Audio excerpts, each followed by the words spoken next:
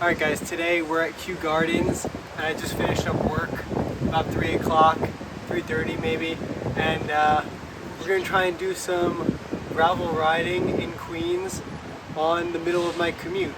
So I usually take the train back to Manhattan now, and I rode to Penn with my gravel bike, so we're going to go reverse commuting. So I figured I'd stop in Queens and do a little bit of a gravel ride in Forest Park, which actually has some pretty cool trails. Never really heard about it before. Some people might ride it on a light mountain bike. Maybe it's technically hiking trails, but I tested out the other day and it was really cool. Kind of reminded me of Bethpage a little bit, but just got off the train. Let's go right over to the park and see what we can do along our commute. You gotta roll up the sleeves.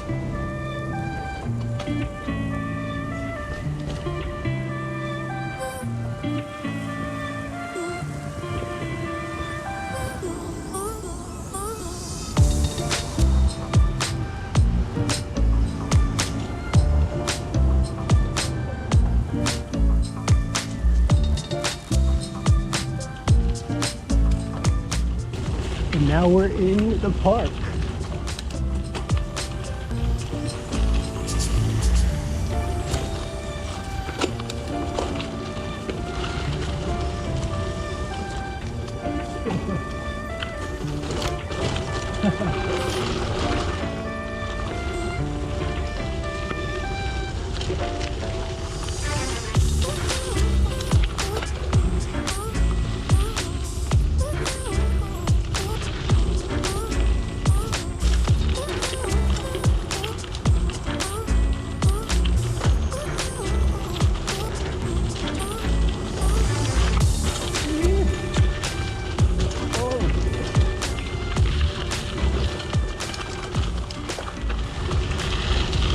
Let's take a little bit of single track.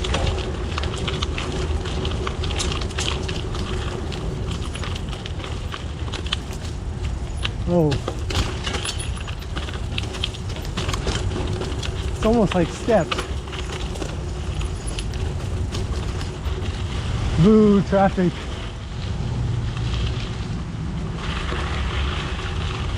Alright, now we got a little bit of a climb. Honestly, I'm also very impressed by how clean this park is. Kew Gardens is a nice neighborhood, obviously. And it seems like the park is taken care of pretty well. It is like the main gravel trail to do if you're not trying to do some single track.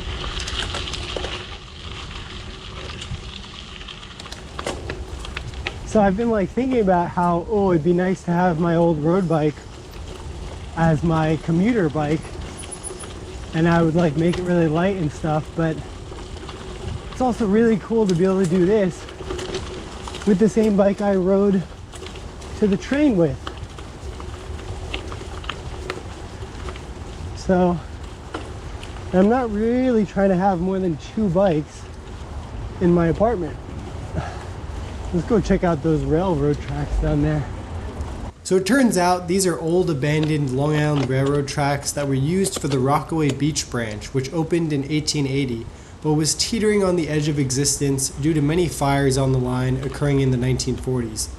Eventually a fire in 1950 across the Jamaica Bay portion cut service completely on the middle section of the line, and the railroad decided to stop running south of Ozone Park due to their inability to afford to restore the infrastructure.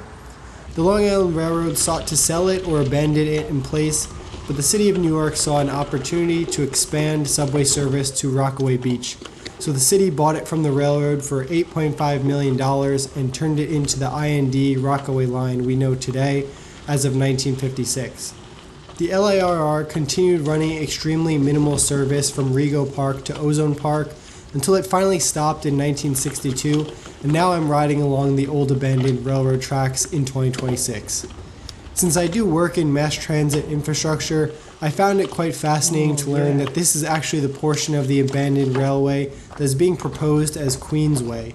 For those outside of New York City, this is a proposal to turn this area of track into a rail trail sort of linear park. probably a similar idea to the High Line in Manhattan for those who have walked that.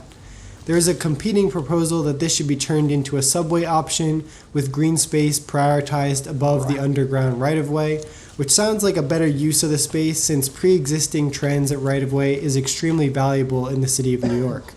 A similar thought process is being applied to the Interborough Express as well. Queenslink will help connect the borough with rails and trails. This vision calls for extending the New York City subway's M train south from Queens Boulevard to Ozone Park, with 4 new stations along the line.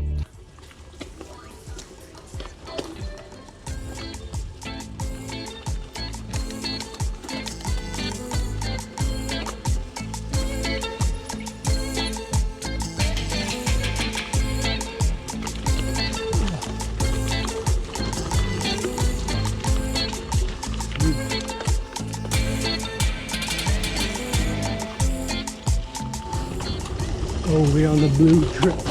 Oh!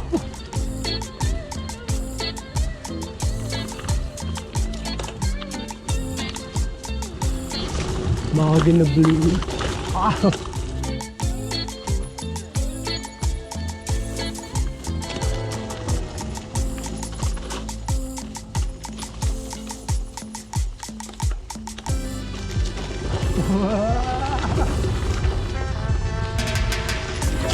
Oh my god. Oh, see that rock. Continue on the blue.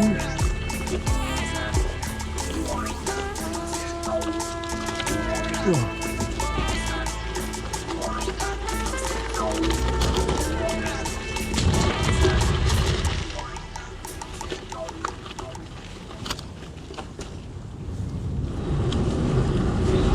Back out on the road. So hopefully you found that brief history lesson interesting, and as I continued riding along Forest Park Drive, I came across this bridge which passes over the current freight railroad tracks. These tracks are not too far from where the freight trains are interchanged at Fresh Pond to Long Island Railroad territory as they continue their journey into Long Island to various customers out east. Alright, now we're gonna try and get back to Kew Gardens in 20 minutes or so and see what train we can catch.